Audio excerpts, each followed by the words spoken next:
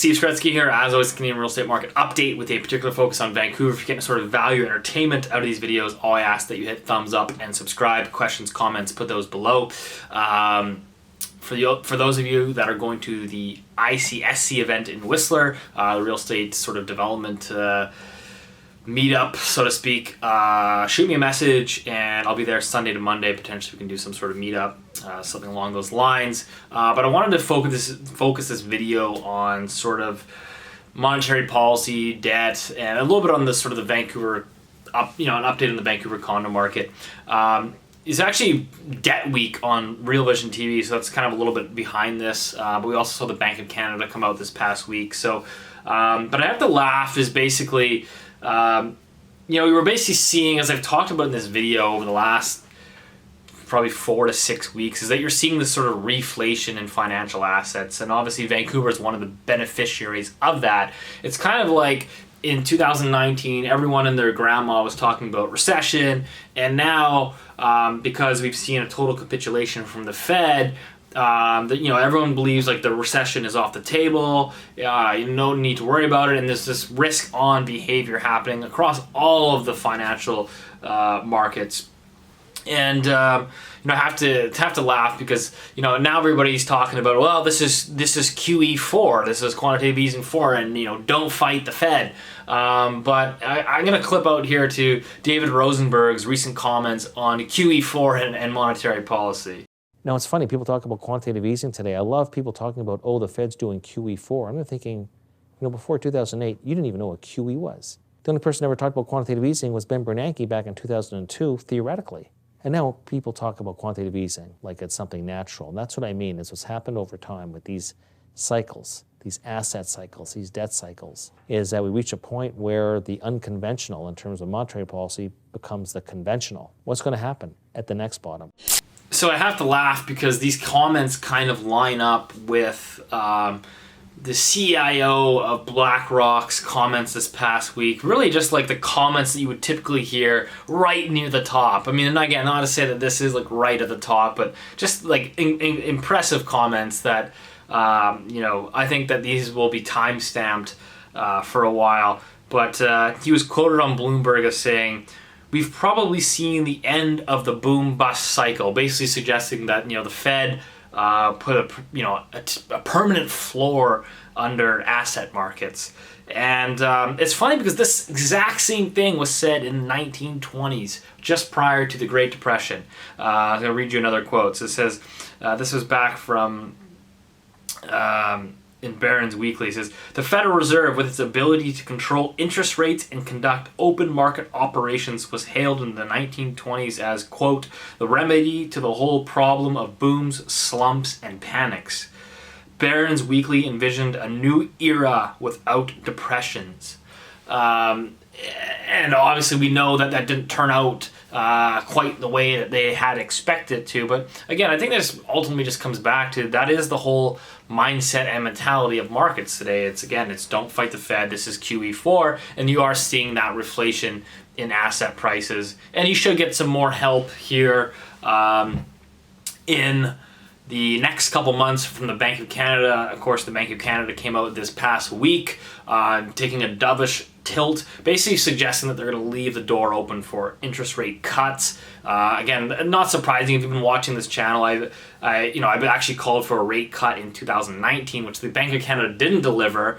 They were one of the only few central banks that didn't cut interest rates in 2019. So they've been kind of trying to keep it off because I think they're very much aware, and they publicly stated that there's a lot of financial vulnerabilities in the Canadian credit system, particularly as it pertains to high levels of household indebtedness, elevated real estate prices, that they don't want to just encourage more borrowing, but the reality is they have to keep up with all the other global economies, and this is ultimately basically called what it is. It is a currency war, and so they can only keep rates at 1.75% for so long as all these other central banks capitulate and basically engage in more money printing. So I suspect that if the Bank of Canada doesn't go in April, which the markets are now pricing in expectations for a rate cut in April, that they'll certainly go at some point here in 2020. And again, I'm not saying that is the right thing to do,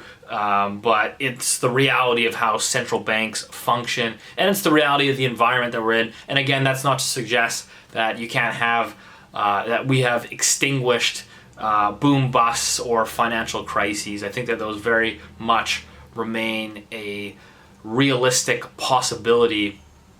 But, for now, it has created the reflation in assets, and it kind of leaves, I think, investors with a decision, right? Like, you can either fight that, morally, because you think it's morally wrong and you don't want to participate in this sort of risk-off behavior, or, as I think George Soros, the legendary George Soros, has said, when he sees a bubble forming, he rushes in there and pushes it higher, and then obviously tries to get out before the music stops. And so I don't know, I think about that a lot, because what I'm seeing right now in the Vancouver condo market, for example, is you're seeing a reflation in prices in the city of Vancouver, particularly for one-bedroom condos. Those are starting to go up again in price.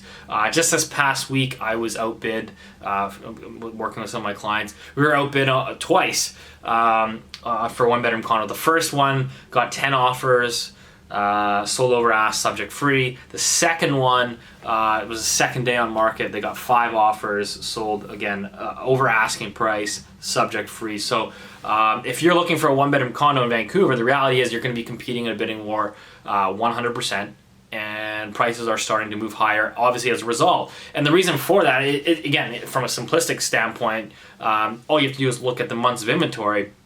For one-bedroom condos in Vancouver, there's only 1.8 months of inventory for sale. There's no situation that I can think of where prices are going to fall when you have 1.8 months of supply for sale. It's just not going to happen. You need that number to hit 4 and over to start seeing downwards pressure on prices. So it's kind of like, do you play that? Like, that's not to say that the risks have gone away. That's not to say like in 12 or 18 months that prices can't go down, but certainly if you have 1.8 months of supply and it takes time for supply to build, that the short-term forecast for like a one-bedroom condo in Vancouver is clearly up. And it's funny too, because it's like, well, the luxury market is still coming down, but basically, as I've mentioned in so many various interviews, is that you have a scenario where this is shifted back to this local market, and you have still a huge affordability problem, and the only thing people can afford are these one-bedroom condos priced at $650,000 that you can kind of squeeze into, and these $3-4 million houses that would typically rely on sort of a foreign investment bid is just not there, and so those prices are still coming down, and they are still ultimately oversupplied. So I think it's all important to sort of contextualize in the grand scheme of things. That's kind of what I'm looking at right now, is just this whole dynamic of investor behavior, particularly as it pertains to parts of the financial markets, and sort of the outlook here for 2020. That's pretty much all I have for this week. But hope that helped. Otherwise, see you next week.